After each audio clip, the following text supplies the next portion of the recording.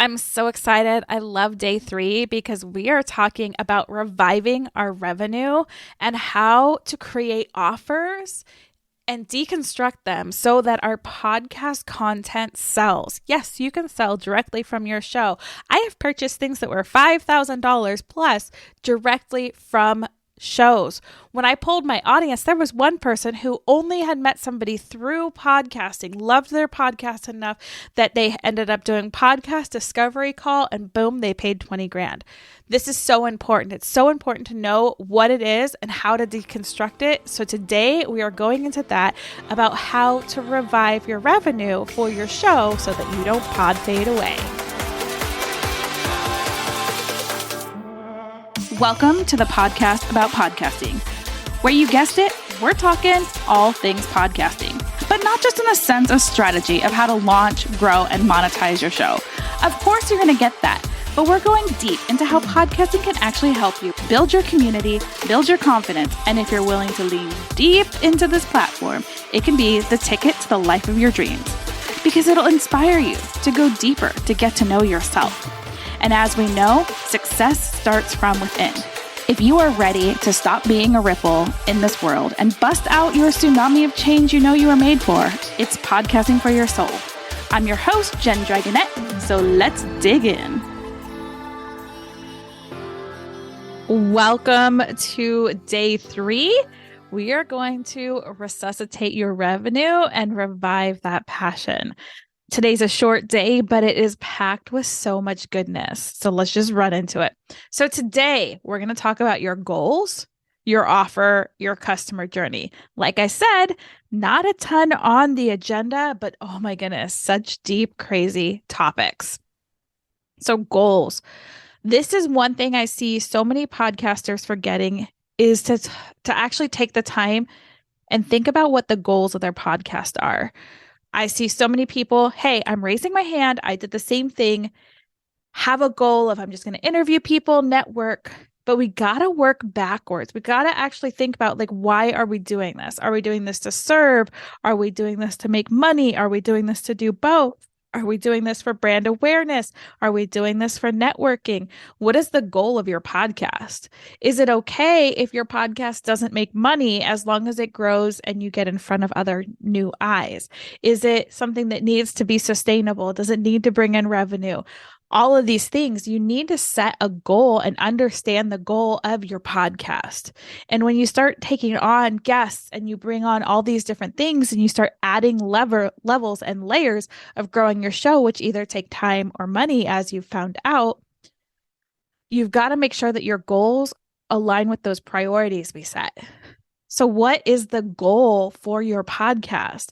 The goal for my Feed Your Business with Love podcast has a different goal than the Cure for Pod Fade. They're both labors of love for me. They're both my ways of serving others.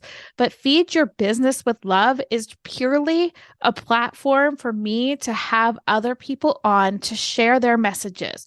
I am not selling an individual service from that podcast. However, one of the goals with that podcast for me is to be seen as the host, as somebody who's visible, as a connector of humans, as a network builder, building community. That is what that show is for. My cure for pod fade is just that. I want it to be part of the reason that people don't stop podcasting, that don't fade out. But that also is what drives into these boot camps, drives into my free CPR audit calls, drives into my memberships, my mastermind, my production company. So the goal of that podcast is not only to inform, so the DIYer that doesn't have any funds to invest right now, they can invest time but not money, has the support they need to move forward. But it also is for those people who want to move forward faster to come into my paid offers and work with me and get to know me on a deeper level. See, totally different goals.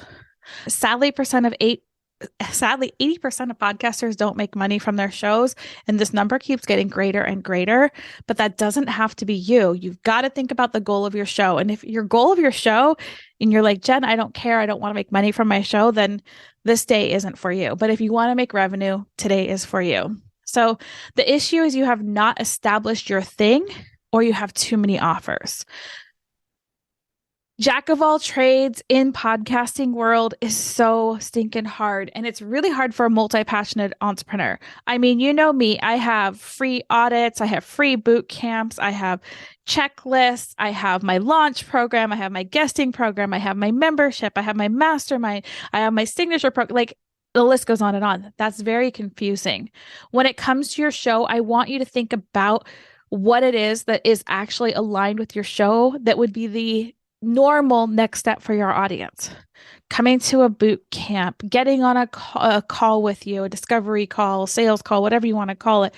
My CPR audits are actually 30 minutes of coaching with me. I don't sell to you. I figure that if you want to come back and work with me because I've done so much for you and given you a 30-day action plan in 30 minutes that actually is going to grow your show, people are going to come back. That's how I work those. But you have to establish your thing. Like, what do you want to be known for? Feed your business with love was too broad when it was like, feed your body with love. It's like, what the hell does that mean? Like self-love, food, nutrition, like it was too broad. So I niched it down to self-love related to business owners and how that's your ticket to success. The show started growing. Cure for Podfade originally was the podcast about podcasting where I talked about launching, growing, and monetizing. I've now dropped the launching part and focused on growth and monetization. And guess what happened? My show started growing. So I really want you to think about that and what offers can feed directly into your show. It's really important. And this is where a lot of people get it wrong is they build out this show that has nothing to do with their offer. And it's so hard to story sell into it. And that's what we're going over day 3 is story selling. So again, are you established for your one thing? Are you offering too many things at once? You know, it gets confusing and I get that. And if you're struggling with this, again, podcastcpr.com, come get a 30-minute audit and we can fix this for you. So your signature offer, this can be anything. This can be a one-on-one coaching package. This can be a production package. This can be your signature set. If you do essential oils, like whatever it is, it can be a signature offer, but own this. The signature offer is normally your higher ticket offer. This might not be your highest ticket offer if you're doing elite one-on-one, but this is something that you can sell over and over again. So for me, I had a mastermind that was my signature offer, but the cool thing, and I guess the cat's out of the bag, is there'll be a membership because I want to support more people. And I know that that mastermind is a little out of people's budget. So creating this membership, you get all of those tasty bite-sized trainings, you get group support, you get a monthly in-depth training of something new that's coming out in podcast land. Every week you get an accountability. So you have an accountability partner and you have me in the group and the other podcasters that know what it's like when it gets hard that you want to give up, and you have this group of people. So I'm really excited about that. And hey, if you're listening right now, OG pricing is only $47 a month. It goes up after OG disappears. But I'm really excited about that. So the signature offer, what is that? Again, you just heard me say that. Signature offer is $47. I also have a mastermind that's $2,800. I have the VIP mastermind that's $5,500. There's so many different ways, but what is your signature offer? Again, essential oils, great. Create an essential oil kit. You are a yoga teacher, a kit with, or maybe you have a signature offer where you come in and you send them the basic props. So a block or something, and then they get so many sessions, and then they get recorded sessions, and you turn that into a signature package. So again, I'm really good at figuring out these things. So if you're stuck, come grab that audit. So then we have to deconstruct your signature process. So for me, my process is the deity method. I came up with it one night in my sleep, and no matter what I do, it keeps coming back. It's all about discovering your passions and the foundations and all of those, embodying it. So making sure that whole embodiment piece is really part of it. Inspiring to leave an impact, transforming with the transaction. It's all about the money and your legacy. That is my offer. That's my process. So when you deconstruct it, I have 5 sections where I can pull many things out that I can add to my show. So how I look at it is baby steps are your show. You're giving someone a win. You're inspiring them to move forward. Maybe you have the next level offer, which gives them a step forward or a couple steps forward. And then you have your signature offer that is your leap. So I want you to take that signature offer and deconstruct it down into baby steps, single steps, hops, and leaps. Because you can start sharing this on your podcast so people are getting wins. So you're serving. And then you're selling into your signature process. So we're deconstructing. This is why I like to start with offers when you're rebranding or when you're launching, because if we deconstruct it, it's easier to story sell. It's easier to gain that know, like, and trust for your one thing. So the biggest issues is the podcast focus. It's podcast focused, not offer focused. So what happens here is that it's all about your topic and you forget to do your CTA. So your call to action at the end, you forget to blend in things that, start gaining your authority for your signature offer. Hey, I do this all the time. I just talked with Dave Jackson, the School of Podcasting. I mean, he's been teaching podcasting since 2005. Podcasting came out in 2004. So he is an OG, guys. And he's like, the one thing I have to tell you is that you don't focus on your offers. You don't share your offers enough. And I was like, but I'll be salesy. And I had this huge conversation with him. And he's like, no, you have to weave it in more. You have to tell people about it more. And you have to serve in a way that is serving, is inspiring, educating, or entertaining while sharing your offer. It is a skill, but everyone can develop the skill. So the next thing we forget is this customer journey. We just lead them out into the abyss and we're like, haha, go walk off the end of nowhere. I do this all the time. What is your customer journey? So for me, my customer journey is slowly changing over time because I am getting more and more focused on driving from search engines. So people come in as a cold audience into the search engine. I want them to either end up on my blog or my podcast or my YouTube. And then from there, my customer journey is either to a free CPR call or to one of these events. Then my customer's journey, depending on where they want to go, either leads them, and again, it's based on my content. Not every single episode I have goes on this journey, but from there, it goes to either being a possible production client, someone who's a launch client, or someone who's ready for a coaching, whether that's mastermind or whatever.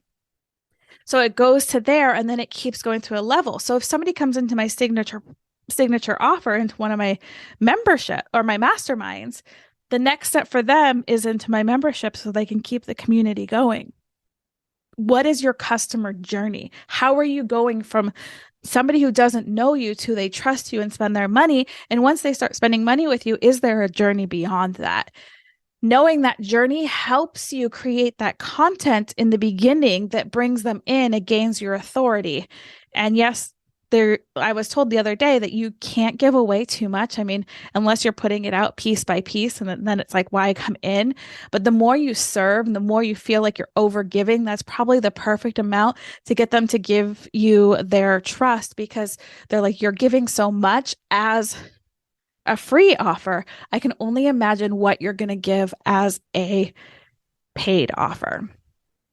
So stages, this is that, like we were just saying, your micro content, your show, cold to warm, share the love. This is cold. This is SEO, collabs, sharing on social, paid ads. If you're going to do paid ads for your podcast, please, for the love of God, put them on a podcast player.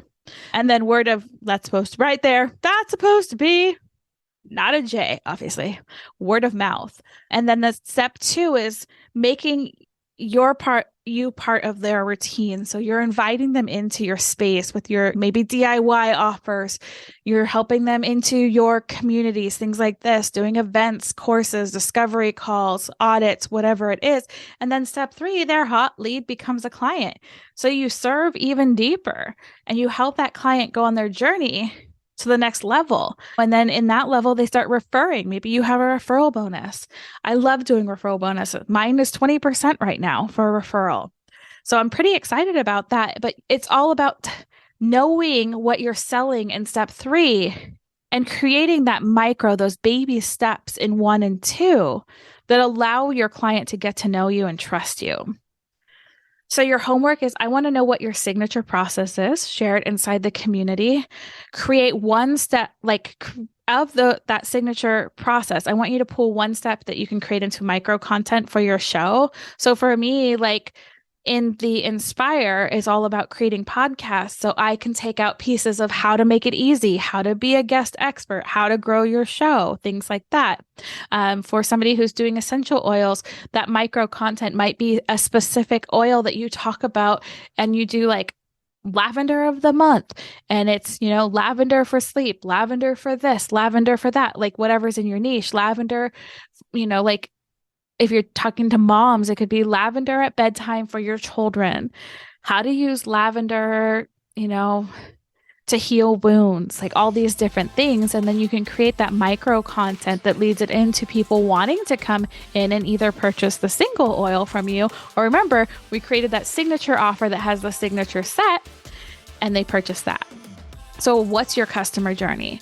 And tomorrow, I'm really excited. We are talking about podcast selling without feeling skeezy. I call it podcast story selling.